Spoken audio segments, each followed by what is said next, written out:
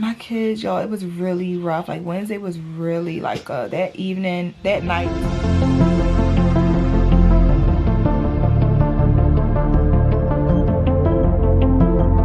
Hey y'all, welcome back. My name is Janine. If you are new here, as you can see, I'm in my bed. I am like barefaced. My hair is a mess. I want these braids out, girl. Do you feel me on the braids? Like, I don't know what I was thinking. So this is my first time trying knotless. And I didn't come here to talk about my braids, but they are a mess. And this is my first time trying knotless braids. And for me to come on camera like this says a lot. But I wanted to just come on here and chit chat with you, just have some good old girl talk. But this is my first time having knotless. And I have, my hair can like uphold braids like really well, right? No one told me that knotless braids don't last. I've had these braids in not even a month. You heard me, not a month. And they look, so I'm just kind of I'm really over them. I can't wait to go to the salon next week. And nobody didn't tell me. I was so hyped, I was so excited. And I swear y'all, by like week 2, I was like, what the hell? Like, why does my hair look like this? Like what? I've never like, I love to like wear my braids up in ponytails, buns or whatever. And I thought like, okay, it's less braids, I can do a bun. I never wear it up because the edges it's just a mess. So I know you feel me on this. If you've had knotless and they don't, or how long have they last? Like on your end, like comment below if you've had knotless. And so that's my struggle. So but I wanted to just talk about like, so this week was a long week, honestly. So my business, Just a Girl, I do girl talk conversations, which is called Just a Girl Talk, and that is how I originally started on YouTube. Was my Just a Girl Talk channel, where I was meeting up with different women, black women, to discuss topics that I felt like we just needed to have like these real conversations, from talking about relationships and motherhood and balance in life and social media and plastic surgery, like just different things. And I had talked about this on my Instagram, that I had not seen anyone having like these conversations with other women, like sitting down having these conversations, like no one. So I was like really eager. I started recording, did a few episodes, then COVID hit, and then I went through trying to figure out what I was gonna do. Everybody felt like when COVID hit, it wasn't going to be like a thing. It was going to be like, oh, we're going to just whatever. But it became, obviously, wait, sorry, my daughter is right here with her tablet. So it became a thing. So whatever, it's like you got to improvise. You got to really figure out what to do next. And I did. And I went to Clubhouse. I went on live. And I'm back. Just a Girl Talk is back on Instagram. I took a few months off, no real reason, honestly. I just think I didn't have like any per se guests in mind. I always try to like think of topics and different women that I follow or that I know that topic would be relatable to them. And I'm really excited because I've been reaching out to so many amazing women, and I'm waiting for some responses back. I did get one yes, that I was like excited to have this conversation with this young lady. So I'm just waiting to confirm everything before I drop it this week. I will be so excited. I'm excited because she already said yes. Now it's like, you get that yes. Now we need to like confirm it. Like, let's confirm it. Once we create the flyer, then we're like, boom, social media is going to be like, what? You know what I mean? So I'm really excited. But when I did Just a Girl Talk, the first episode on live this past Wednesday, and y'all, I always push through. It has been a struggle of trying to get my kids back on schedule from going back to, you know, work in school and being home for 2 years. Like, it's been really tough with Saya, who's my 3-year-old, and my son, he is 9. Just the sleep schedule in 9 p.m. is like, is the time that I do girl talk. And I feel like it's a good time. Like, people are typically done dinner. They're, you know, your evening is pretty much like you're relaxing. You can like really sit and like pay attention. But my kids, y'all, it was really rough. Like, Wednesday was really like that evening, that night, Saya just was like screaming, hollering, crying. It was just like, I was so overwhelmed, and I was just like, I had to just, I don't even know. Like, my husband stepped in to help, and then she just kept going. It really just made me realize, like, it's okay to like shut the door, ignore her. And like, mentally, I was like losing my mind. Like, mentally, I was like, I cannot take it. I can't handle it. I'm trying my best to just ignore her and just let her scream and holler.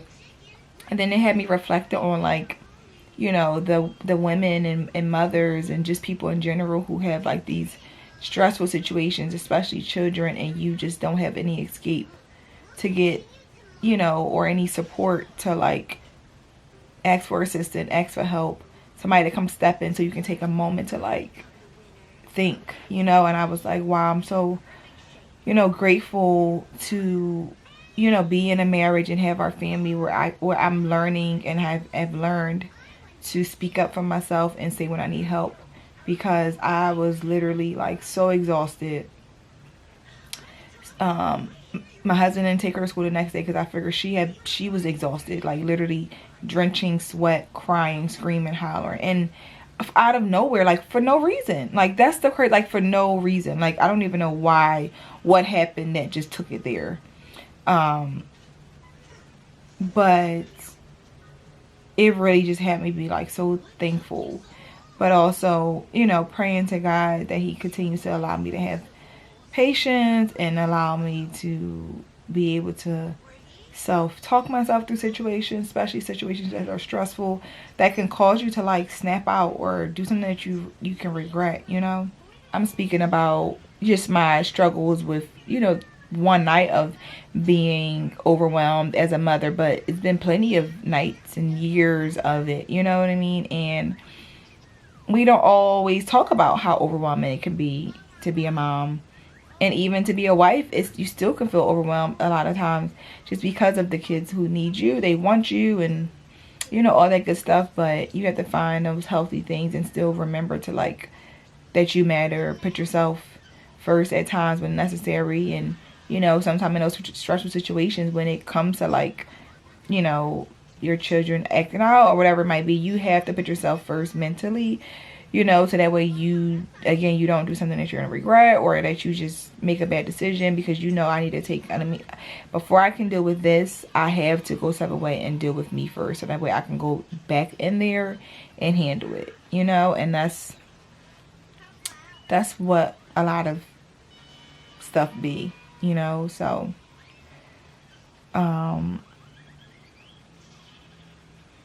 being a mom, y'all, it is not easy. And the part that I say, the reason I say it's not easy, because it is for me personally, the hard part for me is the emotional side of it. Like, and because I want to be the perfect parent, I want to be the best mom I can be, it makes me really emotional when things go left, you know. And one of the things that I haven't talked to many people about at all has been like my son with school, and how overwhelming it has been for the last few years since he's been in school to get phone calls and about his behavior and, you know, him acting out. Like, it really overwhelms me. It really makes me emotional. It really has me questioning myself a lot of times as a mom. And that's what makes it hard for me, like that side of like how emotional I can get over it, because I don't know what to do all the time. You know, you feel like you should know, and I don't know. You know, I feel like I'm learning more because I work with high school kids. So I'm not saying I'm a have it down pack, but I might have teenagers down pat, you know, but these little people, I don't know. And even then, like, teenagers, just because I work with them doesn't mean anything. But I just think that the relationship and the conversation and, you know, different things happen when it comes to being a teenager. So that's what makes it hard for me, honestly, y'all. And just do my best to push through. And I know if, you know, any other mothers are watching this and come across this, I get it. We get each other, whether you are, you know, a new mom, have multiple children. I'm not going to say whether you're a single mom or not, because I know it's different. It's a total different. So I'm not even going to try to compare that. But, and the gist of what I'm saying is, we as mothers can all identify that we all have felt a certain way that many other women have felt. So I just want, like, I'm trying to just relax for a little bit today. We're going to go see my mother-in-law. I freaking ripped my jacket, like my coat, my long beautiful fur coat, full fur coat. So I have to get her to fix it. It's like on the sleeve, like the whole sleeve is like real ghetto. And I only wear that coat like a few times because it's like yeah. My coworker asked me yesterday, like, how many of those do you have? And I'm like, how many what? She like, coats. I'm like, girl, you don't even want to know. And I just bought another coat yesterday. Girl, I'm sorry. This coat I've been, and I'm all over the place, I know. This coat I have been stalking for the last few months, y'all. Months. My cousin posted it. She had it on one of our pictures, and I was like, so like, oh my God. It looks so bomb in person. And I Google every day. I Google the coat every day. Every day I search for it, and it just happened to pop up. And I had a size 4, y'all. So we'll see. But I got it. And I'ma surely make that thing work unless they get it back in stock. Cause that was like, what? And I feel like I must have just didn't. I swear I searched for it every day. Not unless they just brought a 4 back in stock. Cause that would be like dumb. But I'm like, I'm gonna squeeze my little tiny ass right in that coat. I don't really think it's not about the coats fitting. It's about the sleeves. You know what I mean? Like, cause I'm tall, I'm 5'7". I don't want I don't want my arms to be like the coat to be up.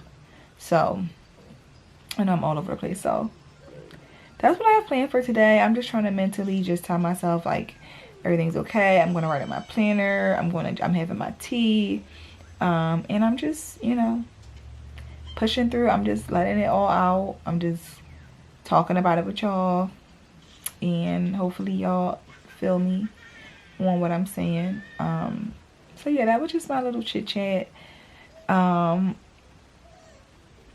In my mind, I have to tell myself like I don't need to do everything right away. Like, I wanted to, in my mind, do my makeup, do some content, do whatever, do a couple reels, like, just, you know. But I didn't feel like it. I was like, Janine, you don't even feel like doing it, like, and you don't have to. Like, it doesn't have to always be that same thing. Grab the camera and just see how you feel. And like, and that was my goal to do Thursday, but I didn't get the camera. I don't know why I just didn't. To really talk about like Wednesday and my daughter and just Jessica talking all that stuff. So, but yeah, so that's my plans for today. And, you know, this helped really get this off my chest and just really talk through this for a few minutes. If y'all feel me, let me know. On a knotless, don't forget, y'all, if y'all had knotless before, in the comments, let me know how they worked out for you, because these things, I ain't never getting them again, ever. I'm not gonna say ever, but I don't think so. So yeah, let me know in the comments.